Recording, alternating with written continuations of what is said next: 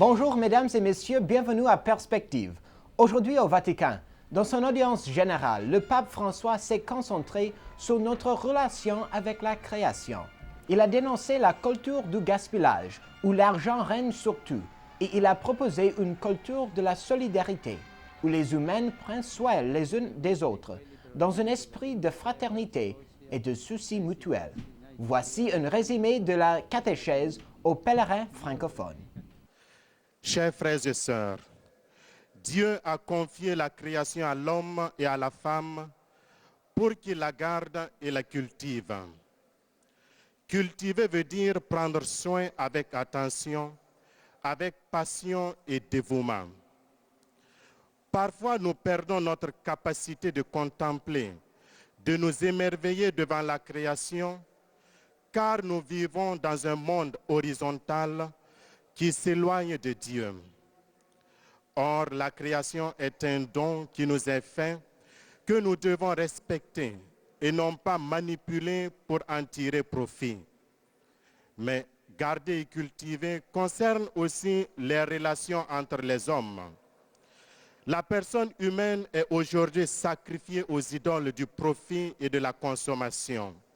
Alors que beaucoup d'hommes ne mangent pas à leur faim, la culture de consommation nous entraîne à gaspiller la nourriture dont nous n'estimons même plus la valeur.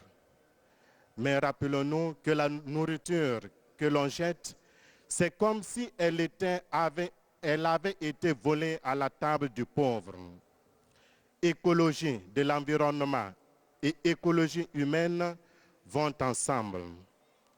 C'est en combattant la culture du rejet et du gaspillage qu'il est possible de devenir attentif à chacun et de venir en aide aux besoins des plus pauvres. Le président de la Conférence des évêques catholiques du Canada, Monseigneur Richard Smith, a publié une lettre au Premier ministre Stephen Harper à l'approche du sommet G8, qui aura lieu dans 15 jours au Royaume-Uni. La lettre, consignée par les présidents des conférences épiscopales des autres nations du G8, est adressée également à leurs chefs d'État. Monseigneur Smith et ses confrères évêques appellent les dirigeants à se concentrer sur les pays en développement et à travailler à améliorer la nutrition, lutter contre la faim et la pauvreté et fortifier les politiques financières justes et transparentes.